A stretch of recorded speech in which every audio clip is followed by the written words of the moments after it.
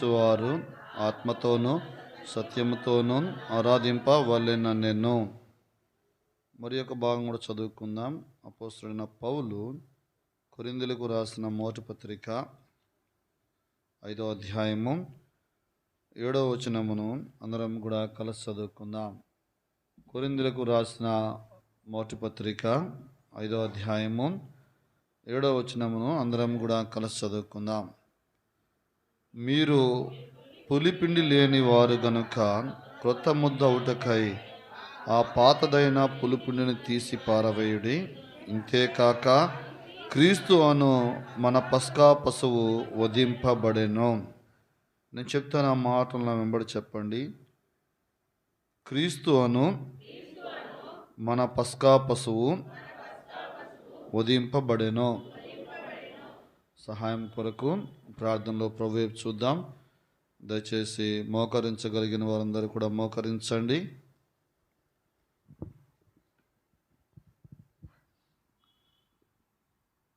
ప్రేమ నమ్మకం కలిగిన మా ప్రియ పరలోకపు తండ్రి, జీవము గల జీవాధిపతి, స్తుతులు చెల్లిస్తూ ఉన్నాం. ఇప్పటి వరకు పాటలతో మీ నామమును కీర్తించి కొనియాడే ధన్యత భాగ్యం ఇచ్చినందుకై స్తుతులు చెల్లిస్తున్నాం. ఈ సమయంలో ఆత్మైన దేవుణ్ణి ఆత్మతో సత్యముతో యథార్థముగా ఆరాధించడానికి పూర్వము పరిశుద్ధ గ్రంథంలో నుండి కొన్ని లేఖన భాగములను చదువుతూ ఉండగా తండ్రి సహాయం చేయండి.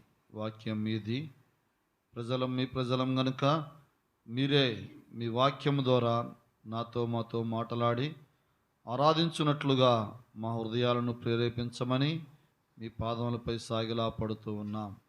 తండ్రి, అయోగ్య దాసుడను, అల్పుడను, ఎన్నిక లేనివాడను, మంచి ఏ కొంచెం కూడా లేనటువంటి వాడను. దయతో నన్ను క్షమించండి. నన్ను కడిగి పవిత్రపరచి కేవలము మీ నోటిబురగా మాత్రం ఉంచమని ప్రార్థిస్తూ సకాలంలో తీసుకొని వచ్చిన నీ ప్రజలందరిని బట్టి స్తుతులు చెల్లిస్తున్నాం. తండ్రి, ఇంకెవరైతే మీ ఇంటికి వచ్చే విషయంలో అలక్ష్యంగా ఉన్నారో వారి హృదయాలను త్వరపెట్టి సకాలంలో వెళ్ళాలనే ఆశను కలిగించమని, మందిరమంతా ఎక్కడ ఖాళీ లేకుండా నీ బిడ్డల చేత నింపమని యేసుక్రీస్తు అత్యున్నతమైన నామమున స్తుతించి ప్రార్థించి అడిగి వేడుకొనుచున్నాం మా తండ్రి, ఆమెన్.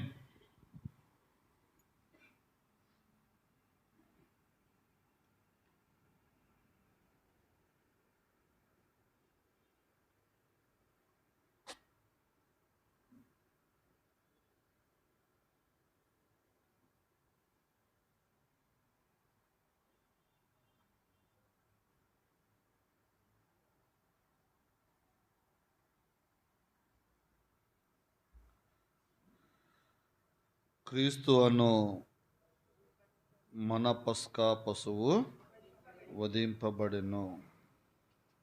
పస్కా అంటే అర్థం ఏంటి? దాటించబడుట అని ఒక అర్థం ఉంది. చాలా అర్థాలు ఉన్నాయి. దాటించబడుట, ఇది పస్కా అనగానే మనకి మొట్టమొదటిగా గుర్తుకొచ్చే కార్యం ఏమిటి?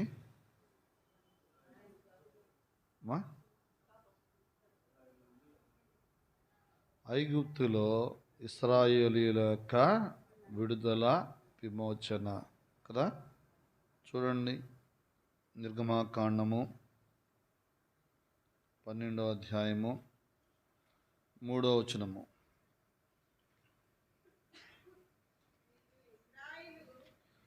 మీరు ఇశ్రాయేలీయుల సర్వ సమాజముతో ఈ నెల దశమి నాడు వారు తమ తమ కుటుంబముల లెక్క చొప్పున ఒక్కొక్కడు గొర్రె పిల్లనైనను మేక పిల్లనైనను, అనగా ప్రతి ఇంటికి ఒక గొర్రె పిల్లనైనను ఒక మేక పిల్లను తీసుకునవలను. 6వ వచనము.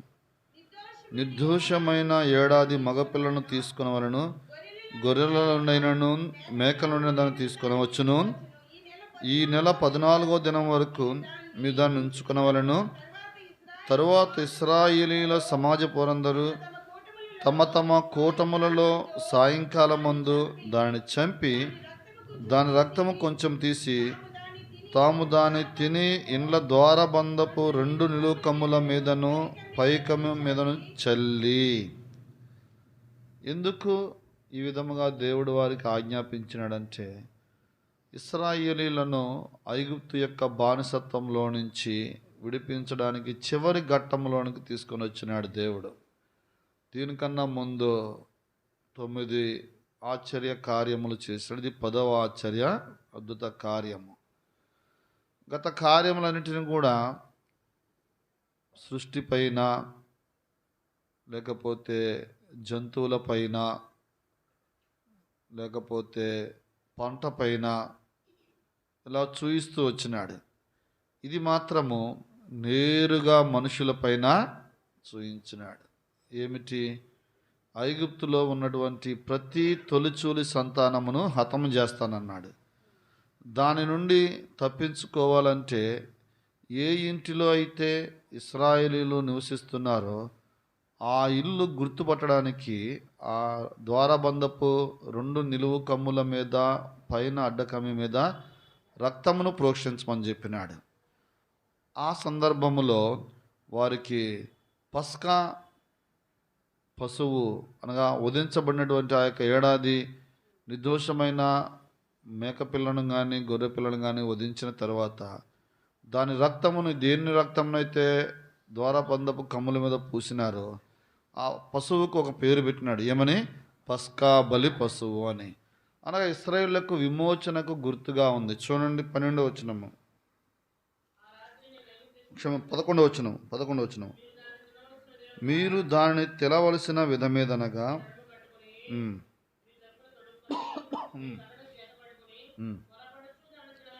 త్వరపడుచు దాన్ని తినవలను. ఇది యెహోవాకు పస్కా బలి. ఇది ఇశ్రాయేలీలు ఆచరించినటువంటి మొట్టమొదటి పస్కా బలి ఇది. అనగా ఐగుప్తులో నుంచి ఇశ్రాయేలీలు వెలుపటికి తీసుకొని రాబడిన సందర్భంలో వారు ఆచరించినటువంటి మొట్టమొదటి పస్కా బలి పండగ, పస్కా పండుగ. ఇలాగే మన కొరకు కూడా ఒక పస్కా బలి పశువు వధించబడుతూ వచ్చింది. అదే మనం చదువుకున్నాం.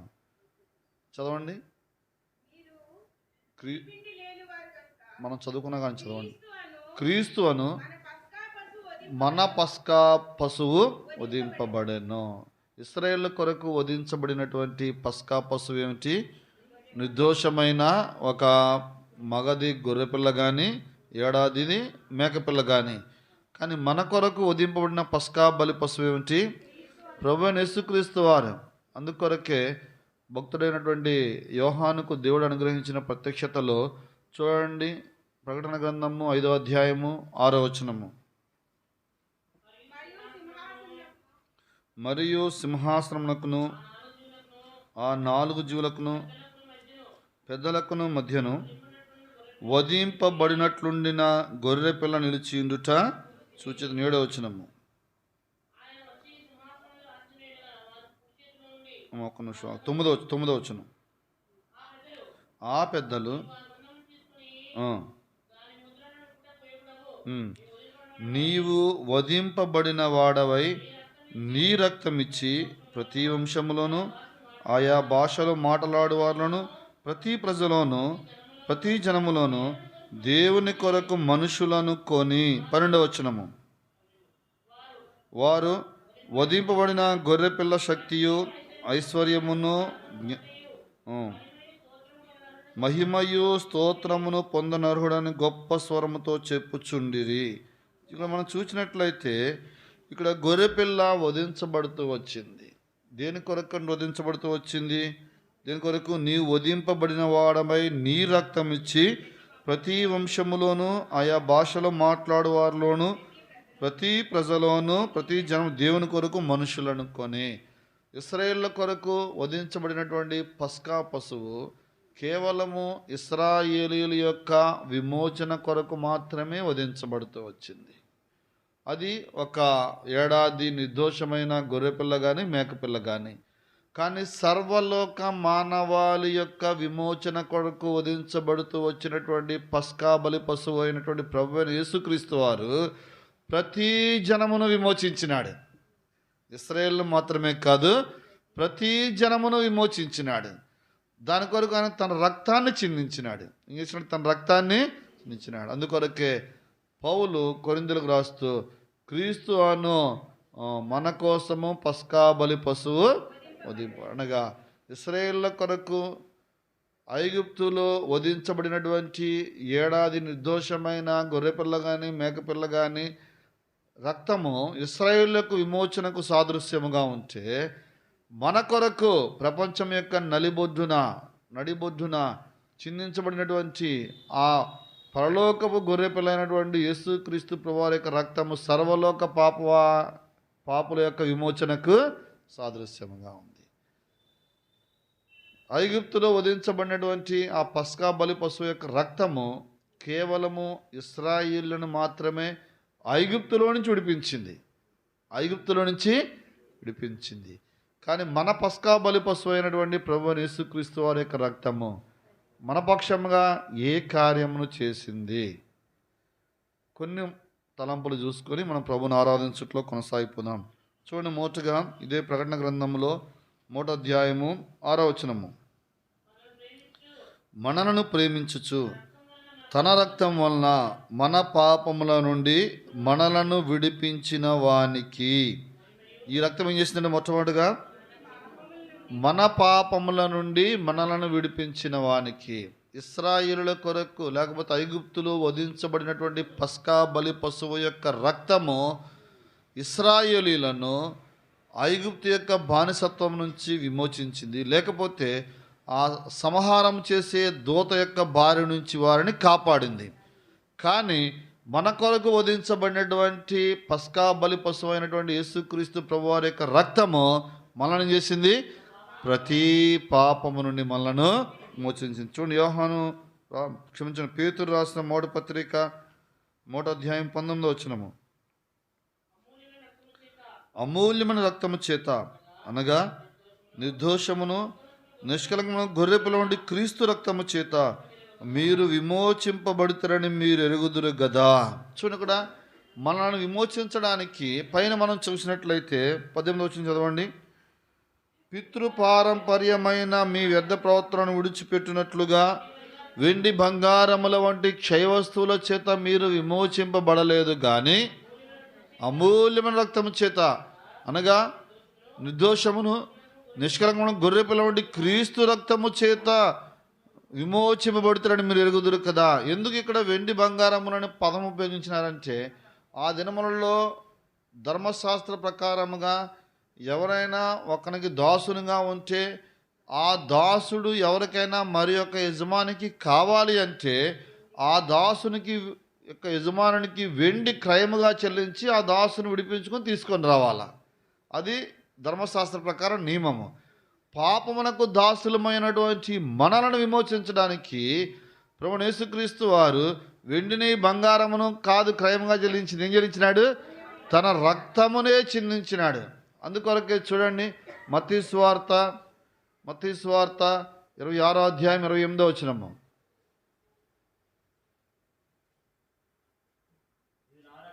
ఇది నా రక్తము, అనగా పాప క్షమాపణ నిమిత్తము అనేకుల కొరకు చిందించబడుచున్న నా నిబంధన రక్తము. ప్రియా సహోదరుడా సహోదరి, తన రక్తము చేత ఆయన మనల్ని మొదటగా ఏం చేసినాడు? విమోచించినాడు. అందును బట్టి మనం ఏం చేయాలా? ఆయనను స్తుతించి ఆరాధించాలి. ఇశ్రాయేలీల్లో ఐగుప్తులో నుంచి వెలుపడికి వచ్చి ఎర్ర సముద్రమును దాటిన తర్వాత ఏం చేసినారు? వారు ప్రభువును ఆరాధించినారు కదా. ప్రభువును గొప్ప స్వరముతో ప్రభువును స్తుతించినారు. అలాగే మరి నూతన నిబంధన పస్కా బలి పశువు అయినటువంటి యేసుక్రీస్తు ప్రభువారి యొక్క రక్తము ద్వారా విమోచించబడినటువంటి పాపము నుండి విమోచించబడినటువంటి నీవు నేను ప్రభువుని ఏం చేయాలా? ఆరాధించాలా. ఈ పస్కా బలి పశువు యొక్క రక్తము మొట్టమొదటగా మనకు పాపముల నుండి ఏం తీసుకొచ్చింది? విమోచన తీసుకొని వచ్చింది. రెండోదిగా చూడండి, యోహాను రాసిన 1వ పత్రిక 1వ అధ్యాయము 7వ వచనము. అయితే ఆయన వెలుగులోనున్న ప్రకారము మనమును వెలుగులో నడిచిన మనము అన్యోన్య సహవాసము గలవారమై ఉందుము. అప్పుడు ఆయన కుమారుడైన యేసు రక్తము ప్రతి పాపము నుండి మనలను పవిత్రులుగా చేయను. 9వ వచనం కూడా, మన పాపం మనం ఒప్పుకొనిలా ఆయన నమ్మదగిన వాడును నీతిమంతును గనుక ఆయన మన పాపములను క్షమించి సమస్త దుర్నీతి నుండి మనలను పవిత్రులుగా చేయను. రెండవదిగా, ఈ నూతన నిబంధన పస్కా బలి పశువు అయినటువంటి యేసుక్రీస్తు ప్రభువారి యొక్క రక్తము రెండవదిగా మనకు ఏం చేస్తూ వచ్చిందంట? పవిత్రులను చేస్తూ వచ్చింది. పాపము నుండి మొట్టమొదటిగా విమోచించినాడు. రెండవదిగా ఏం చేసినాడు?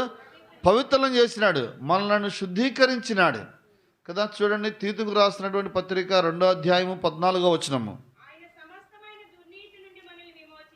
ఆయన సమస్తమైన దుర్నీతి నుండి మనల్ని విమోచించి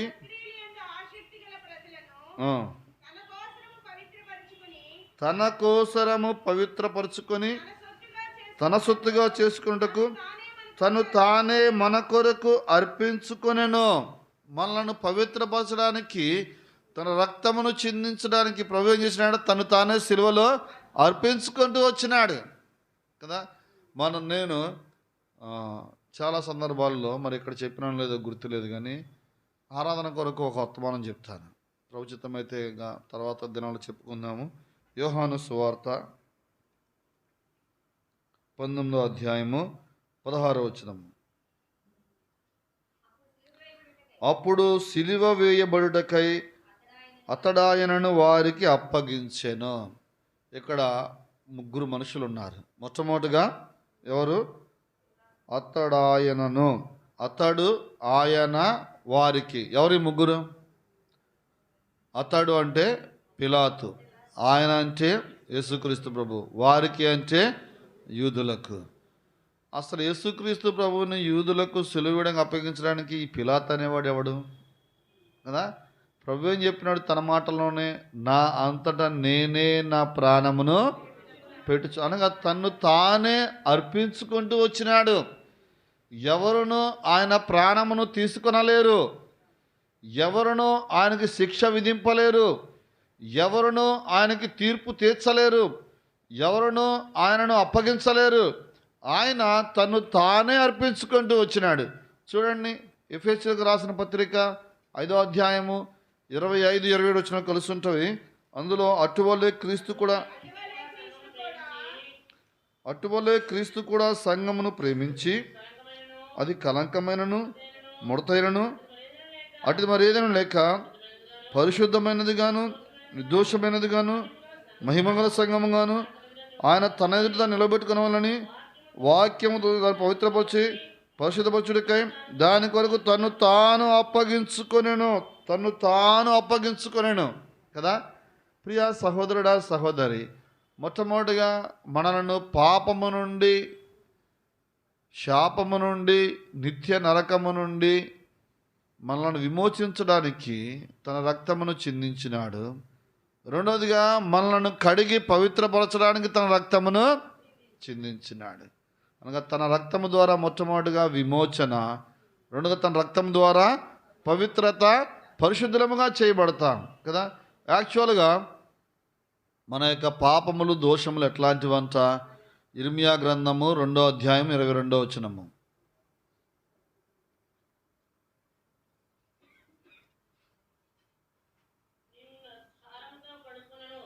నీవు క్షారముతో కడుగుకొనినను విస్తారమైన సబ్బు రాచుకొనినను నీ దోషములు మరకవలే నాకు. అనగా మన దోషాలు ఎట్లాంటివంట? క్షారము అంటే బైబిల్ స్టూడెంట్లు చెప్తారు కదా. క్షారము అంటే అర్థం ఏంటి? అది ల్యాబ్ యాసిడ్. యాసిడ్లో చాలా రకాలు ఉన్నాయి. ఇది ల్యాబ్ యాసిడ్. ఇది అనగా అది దీని మీద వేస్తే దాని స్వరూపం మారిపోతుంది, అది కరిగిపోతుంది, దాని స్వరూపం మారిపోతుంది. దానితో కడుగుకున్నా సరే మన మరకలు పోయేటట్టు కాదంట. విస్తారమైన సబ్బు రాచుకొనినా మా మరకలు పోయేటట్టు కాదంట. అట్లాంటి పాపపు మరకలు కలిగినటువంటి, పాపపు జీవితము కలిగినటువంటి, అపవిత్రత కలిగినటువంటి నిన్ను నన్ను ప్రభు ప్రేమించి తన రక్తం ద్వారా మనల్ని కడిగి పవిత్రపరిచినాడు కదా. అందుకొరకే యెషయా భక్తుడు రాసినాడు కదా. చూడండి, 3వ అధ్యాయము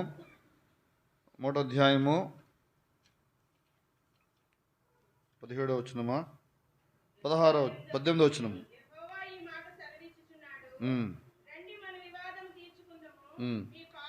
మీ పాపములు రక్తం వలె ఎర్రనివైనను అవి హిమము వలె తెల్లబడును, కెంపు వలె ఎర్రనివైనను అవి గొర్రెబొచ్చు వలె తెల్లని వగును. చూడండి, ఇక్కడ మన పాపములు ఎంత భయంకరమైన, ఇక్కడ ఎర్రనివైన అర్థమైన ఎంత భయంకరమైనవి అయినప్పటికీ కూడా ప్రభువు వాటిని కడిగి పవిత్రపరిచినాడు, శుద్ధీకరించినాడు. హిమము వలె గొర్రెబొచ్చు వలె మనల్ని పవిత్రపరిచి పరిశుద్ధమైనటువంటి హృదయాన్ని దేవుడు మనకిచ్చినాడు. అందునిమిత్తమై మనము ప్రభువును స్తుతించి ఆరాధింపబద్ధులమై ఉంటూ ఉన్నాం. మొదటిగా తన రక్తం ద్వారా ఆయన మనలను విమోచించినాడు. రెండవదిగా తన రక్తం ద్వారా ఆయన మనలను పవిత్రపరిచినాడు. మూడవదిగా ఎఫెసీయులకు రాసిన పత్రిక 2వ అధ్యాయము 13వ వచనము. అయినను మునుపు దూరస్తులైన మీరు ఇప్పుడు క్రీస్తు యేసునందు క్రీస్తు రక్తం వలన సమీపస్తులై ఉన్నారు. మునుపు దూరస్తులైన మీరు ఇప్పుడు క్రీస్తు యేసునందు క్రీస్తు రక్తం వలన సమీపస్తులై ఉన్నారు. ప్రియా సహోదరుడా, సహోదరి, మనం ఈ యొక్క భాగంలో పూర్తిగా మనం ధ్యానించినట్లయితే చదవండి 14వ వచనం కూడా. ఆయన మన సమాధానమయ్యుండి మీకును మాకును ఉండిన ద్వేషమును అనగా విధిరూపకమైన ఆజ్ఞలు గల ధర్మశాస్త్రమును తన శరీరమందు కొట్టివేట చేత మధ్య గోడను పడగొట్టి మన ఉభయులను ఏకము చేసెను. చూడండి, ఇక్కడ మనము యూదులతో లేకపోతే ఇశ్రాయేలులతో సహపౌరులము కాము. మనము ఇశ్రాయేలులతో సహపౌరులము కాము. అంత మాత్రమే కాదు, పరిశుద్ధుడైనటువంటి దేవునికి మనము సమీపస్థులము కాము. మనము ఇశ్రాయేలులకు సహపౌరులము కాము, సిలువకు ఆయన సన్నిధికి సమీపస్థులము కాము. అటువంటి దూరస్థులమైనటువంటి మనలను ప్రభువు ప్రేమించి తన రక్తం ద్వారా మనల్ని సమీపస్థులుగా చేస్తూ వచ్చినాడు. మొట్టమొదటిగా ఇశ్రాయేలులతో సమాధానపరిచి మన ఇరువురిని అనగా ఇశ్రాయేలులను మనలను ఉభయులను ఏకము చేసి ఉభయులను దేవునికి సమీపస్తులుగా చేస్తూ వచ్చినాడు. చూడండి, రోమిలకు రాసిన పత్రిక 15వ అధ్యాయము 12వ వచనము.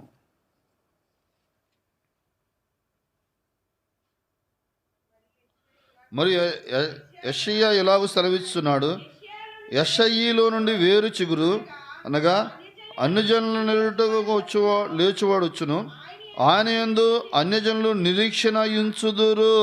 చూడ, అన్యజనులను ఏలువాడు లేచువాడు వచ్చును అనగా యెషయిలో నుండి ఏముంది రాయబడింది ఇక్కడ, వేరు చిగురు అనగా యెషయి అనగా దావీదు తండ్రి. దావీదు తండ్రి అంటే యేసుక్రీస్తు ప్రభువు యొక్క వంశావళిని కనుక మనం ఒకసారి ధ్యానం చేసినట్లయితే అబ్రహాము కుమారుడైన దావీదు కుమారుడైన యేసుక్రీస్తు యొక్క వంశావళి అనగా యెషయి యొక్క దావీదు యొక్క వేరు చిగురు అంటే ఎవరు? ప్రభు అయినటువంటి యేసుక్రీస్తు వారు. ఆయన అన్ని జనుల కొరకు కూడా వస్తున్నాడని కొన్ని వందల సంవత్సరాలకు పూర్వమే దేవుడు యెషయి ద్వారా పలికించినాడు. అంత మాత్రమే కాదు, చూడండి, ఇదే పుస్తకంలో 5వ అధ్యాయము 9, 10, 11 వచనములు. కాబట్టి ఆయన రక్తం వలన నీతిమంతులుగా తీర్చబడి మరింత నిశ్చయముగా ఆయన ద్వారా ఉగ్రతలను రక్షింపబడదము.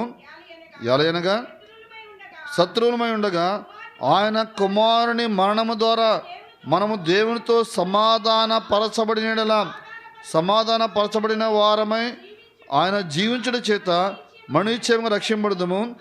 అంతేకాదు, మన ప్రభువైన యేసుక్రీస్తు ద్వారా మనము దేవుని అతిశయపడుచున్నాము. ఆయన ద్వారానే మనము ఇప్పుడు సమాధాన స్థితి పొంది ఉన్నాము. ఆయన ద్వారానే మనము ఇప్పుడు సమాధాన స్థితి పొంది ఉన్నాము. ప్రియా సహోదరుడా, సహోదరి, మొట్టమొదటిగా ఆయన రక్తము చేత మనలను విమోచించినాడు. రెండవదిగా ఆయన రక్తము చేత మనలను పవిత్రపరిచినాడు. మూడవది ఆయన రక్తము చేత మనలను దేవునికి సమీపస్తులుగా చేసినాడు. గలతీలకు కూడా పౌలు ఈ సంగతి రాసినాడు. చూడండి, 3వ అధ్యాయము 28వ వచనము. ఇందులో యూదుడని గ్రీసు దేహస్థుడని లేదు, దాసుడని స్వతంత్రం లేదు, పురుషుడని లేదు, స్త్రీ అని లేదు, యేసుక్రీస్తునందు మీరందరూ ఏకముగా, మీ ఇందులో యూదుడని గ్రీసు దేహస్థుడని లేదు. యూదులంటే ఆయన యొక్క వాగ్దాన సంతానము, గ్రీసు దేహస్థులంటే అన్యులు, అనగా ఏ భేదము లేదు.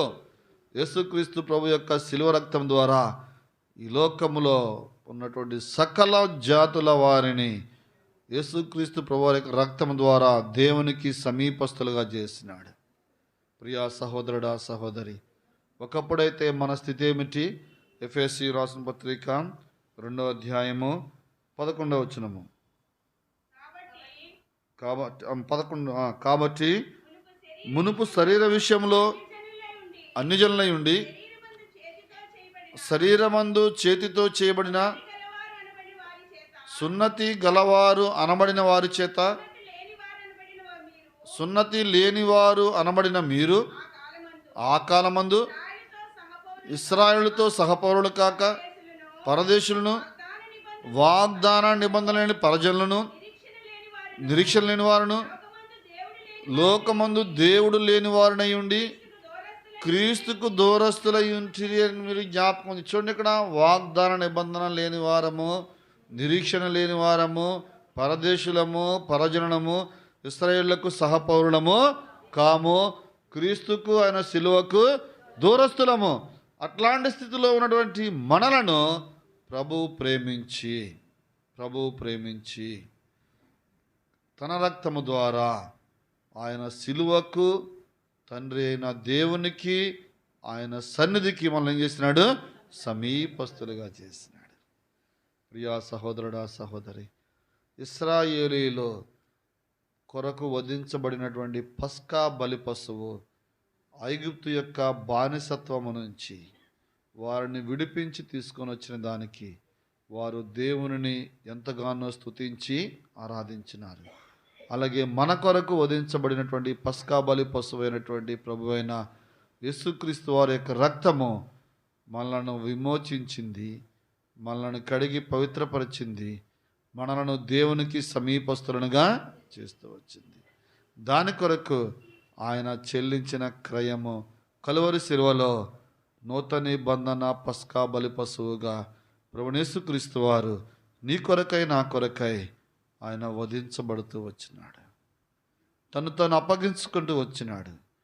ఇశ్రాయేలీలు విమోచించబడ్డానికి ఐగుప్తులో ఏ రీతిగా అయితే 2 నిలువ కమ్ములకు 1 అడ్డ కమ్మెకు ఆయన ఆ యొక్క నిర్దోషమైన ఏడాది గొర్రెపిల్ల కానీ మేకపిల్ల కానీ యొక్క రక్తము పూయబడుతూ వచ్చిందో, అదే మాదిరిగా నీ కొరకు, నా కొరకు ఆ యొక్క నిలువ కొయ్యకు, అడ్డ కొయ్యకు ఆయన వేలాడదీయబడినాడు. ఆయన రక్తంలో చివరి బొట్టు వరకు కూడా మన కొరకు చిందించినాడు.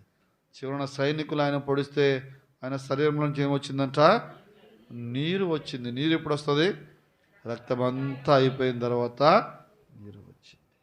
అనగా చివరి రక్త బొట్టు వరకు కూడా ఆయన నీ కొరకు, నా కొరకు చిందించినాడు. ఎందు నిమిత్తం అంటే మొట్టమొదటిగా మనలను విమోచించడానికి, రెండోదిగా మనలను పవిత్రపరచడానికి, మూడోదిగా మనలను సమీపస్తులుగా చేయడానికి.